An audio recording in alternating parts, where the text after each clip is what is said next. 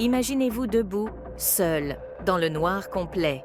Vous tendez la main pour trouver quelque chose à quoi vous accrocher, mais il n'y a rien. C'est ainsi que je me suis sentie, perdue dans un tourbillon d'émotions, incapable de voir la lumière, ni même d'imaginer qu'elle puisse exister. Ma vie, telle que je la connaissais, était sur le point de changer à jamais. Mais pour comprendre où je suis aujourd'hui, nous devons remonter au début, à une époque où je croyais connaître l'amour, l'amitié, et où je pensais que ma famille était mon roc inébranlable. C'était avant que je ne comprenne à quel point j'étais aveugle aux signes, avant que le sol ne se dérobe sous mes pieds, avant que je ne fasse la grosse erreur de ma vie. Rejoignez-moi dans ce voyage à travers mes souvenirs, les moments sombres et les lueurs d'espoir, car chaque histoire a une leçon, et la mienne pourrait bien changer votre manière de voir le monde. Alors, êtes-vous prêt à plonger avec moi dans cette aventure?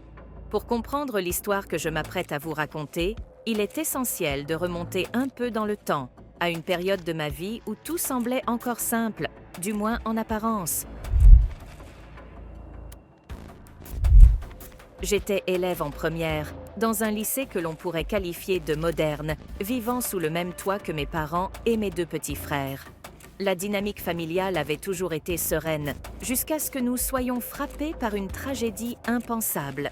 La perte de mon grand frère et de ma grande sœur a laissé un vide immense, transformant notre foyer en un lieu où le silence avait plus de poids que les mots. Mon père, autrefois mon pilier, semblait avoir perdu toute sa vigueur, tandis que ma mère portait le deuil comme un voile permanent, marquant chaque jour de sa tristesse. Cette période de ma vie a été un tournant. Je me sentais perdue, cherchant désespérément un moyen de combler le vide laissé par mes frères et sœurs. C'est dans ce contexte que j'ai rencontré Alain. Il était différent, semblant comprendre ma douleur sans que j'aie à la verbaliser. Avec lui, je me suis autorisée à rêver à nouveau, à envisager un avenir moins sombre. Alors que je naviguais à travers le brouillard de ma douleur, Alain est apparu comme un phare dans la nuit. Il était de ces personnes qui illuminent tout sur leur passage. Du moins, c'est ce que je croyais à l'époque. Avec lui, je me suis autorisée à rêver à nouveau, à envisager un avenir moins sombre. Notre relation a commencé comme un conte de fées moderne, des messages cachés entre les cours, des rendez-vous secrets sous les étoiles. Chaque moment passé avec Alain me faisait oublier la tristesse qui avait élu domicile dans mon cœur. Mais comme dans toute histoire, le bonheur était éphémère. Mes amis, celles qui avaient été mes confidentes et mes soutiens, ont commencé à se l'éigner. Nos conversations, y a des animés et plains de rires, se faisaient désormais rares et tendues. Je n'avais pas réalisé à quel point ma relation avec Alain me transformait, m'éloignant non seulement de ma famille, mais aussi de mes amis. Et avec chaque pas que je faisais vers Alain, je m'éloignais un peu plus de moi-même. Ce que je n'avais pas compris, c'est que chaque choix entraîne une réaction en chaîne d'événements, certains prévisibles, d'autres totalement inattendus. Et c'est cette imprévisibilité qui a préparé le terrain pour la plus grande épreuve de ma vie.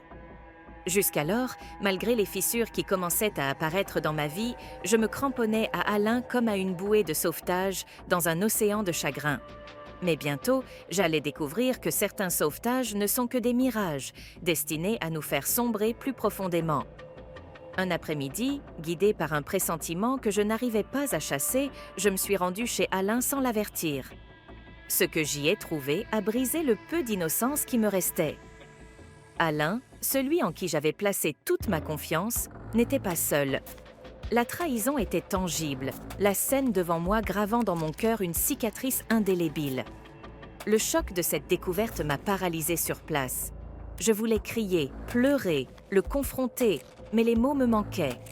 La douleur était si aiguë, si écrasante, que je me suis enfuie, cherchant refuge dans la solitude de ma chambre, là où les murs pouvaient absorber mes cris de douleur sans jugement.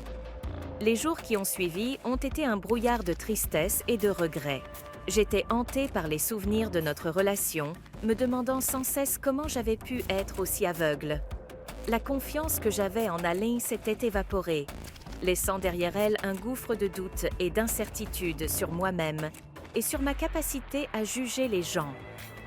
Et alors que je luttais pour garder la tête hors de l'eau, un autre coup du destin m'attendait, prêt à tester les limites de ma force et de ma résilience, car la véritable épreuve ne faisait que commencer.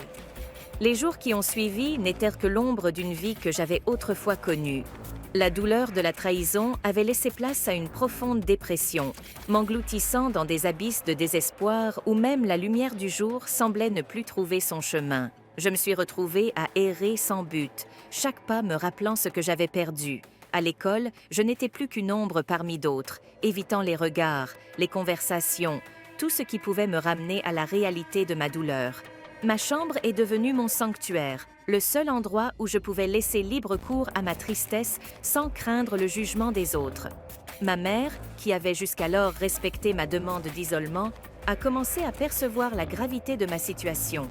Un soir, elle est venue s'asseoir à côté de moi et sans un mot, elle a simplement pris ma main.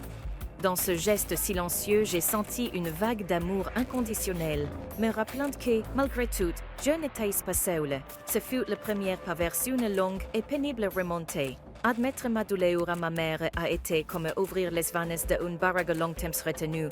Les larmes sont coulées, emportant avec elles une partie du poids que je portais.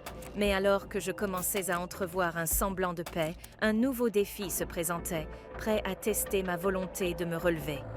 Peu de temps après avoir commencé à reprendre pied, un secret que j'avais enfoui au plus profond de moi menaçait de tout emporter sur son passage. Le passé, loin d'être oublié, frappait à ma porte avec une révélation qui allait changer le cours de mon existence. Alors que je commençais à peine à me remettre, à accepter l'aide et l'amour de ma mère, la vie, dans son imprévisibilité constante, m'a lancé un nouveau défi. Un matin, face au miroir, j'ai réalisé que les signes que j'avais ignorés n'étaient pas sans conséquences. Ma réalité était sur le point de prendre un virage que je n'avais pas anticipé. La peur, l'incertitude, le doute, toutes ces émotions m'ont submergée lorsque j'ai compris que j'étais enceinte. Tout ce que j'avais vécu avec Alain, chaque décision que j'avais prise semblait converger vers ce point de non-retour. Face à cette révélation, j'ai dû puiser dans des réserves de force que je ne soupçonnais pas. Ce fut le moment où j'ai dû faire face non seulement à ma propre vulnérabilité, mais aussi à mes responsabilités. Dans la solitude de ma chambre, j'ai réalisé que la vie m'offrait une chance de rédemption, une opportunité de changer le cours de mon destin.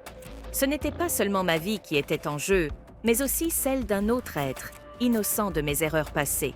J'ai choisi de me battre, de me relever et d'affronter les conséquences de mes actions avec courage et détermination. C'était le moment de laisser derrière moi la douleur et les regrets pour embrasser une nouvelle réalité, pleine de défis mais aussi d'espoir. La décision de prendre ma vie en main, malgré les circonstances qui semblaient m'écraser, a marqué le début de mon véritable voyage de guérison. Ce ne fut pas un chemin facile. Il était jonché d'embûches, de doutes et de moments de faiblesse, mais il y avait aussi de l'espoir, de la force et surtout un désir ardent de faire mieux, d'être meilleur. Avec le soutien de ma famille, qui s'est ralliée à mes côtés dans ces moments de vulnérabilité, j'ai commencé à envisager un avenir où les erreurs du passé ne définissaient pas qui j'étais ou ce que je pouvais devenir. J'ai appris à pardonner, non seulement à ceux qui m'avaient blessée, mais aussi à moi-même, pour les choix que j'avais faits. Le plus grand défi a été d'accepter que je ne pouvais pas changer le passé, mais que j'avais un contrôle total sur la façon dont je répondais aux défis qui se présentaient à moi. Cette prise de conscience a été libératrice. Elle m'a permis de me libérer des chaînes de la culpabilité et de la honte et de marcher vers l'avenir avec une nouvelle perspective. Peu à peu, j'ai retrouvé ma place au sein de mon cercle d'amis, renouant avec des relations que j'avais négligées. Mais plus important encore, j'ai commencé à forger une relation saine et aimante avec moi-même. J'ai appris à apprécier ma propre compagnie, à valoriser mes pensées et mes sentiments, et à établir des limites saines dans mes relations avec les autres. Cette épreuve m'a enseigné la valeur de la résilience, la puissance du soutien inconditionnel et la beauté inhérente à chaque nouveau départ. J'ai émergé de cette tempête, non pas indemne, mais plus forte, plus sage et infiniment plus capable d'affronter les défis à venir. Événements qui ont façonné ma vie. Je cherche à partager les leçons profondes que j'ai apprises en chemin. L'épreuve que j'ai traversée m'a appris la force de l'adversité, mais aussi l'importance de la communauté, de la famille et de l'amitié véritable. Si je devais laisser une morale à cette histoire, ce serait celle de l'espoir et de la résilience. Peu importe la profondeur de la nuit, le soleil finit toujours par se lever. Nos erreurs et nos épreuves ne nous définissent pas. C'est la manière dont nous les surmontons qui façonne qui nous sommes. J'ai appris que demander de l'aide n'est pas un signe de faiblesse, mais de force. Que le pardon, surtout envers soi-même, est un cadeau précieux qui ouvre la voie à la guérison. Et que, peu importe les obstacles, il est toujours possible de trouver un chemin vers un avenir meilleur. À vous tous qui écoutez, je veux dire ceci, vous n'êtes pas seuls. Vos histoires, vos luttes, vos victoires méritent d'être partagées. Elles peuvent illuminer le chemin de quelqu'un d'autre, tout comme elles ont illuminé le mien. Alors, je vous invite à partager vos propres expériences. Avez-vous déjà fait face à un moment de votre vie qui vous a complètement transformé? Comment avez-vous trouvé la force de surmonter les défis qui semblaient insurmontables? Votre histoire, vos conseils, vos mots d'encouragement peuvent faire une différence dans la vie de quelqu'un. Ensemble, nous pouvons créer une communauté de soutien et de résilience. Laissez un commentaire, partagez vos pensées et rappelons-nous que, peu importe les tempêtes, nous pouvons naviguer vers des eaux plus calmes, ensemble. Merci d'avoir partagé ce moment avec moi. J'attends vos histoires avec impatience. À bientôt pour une nouvelle aventure.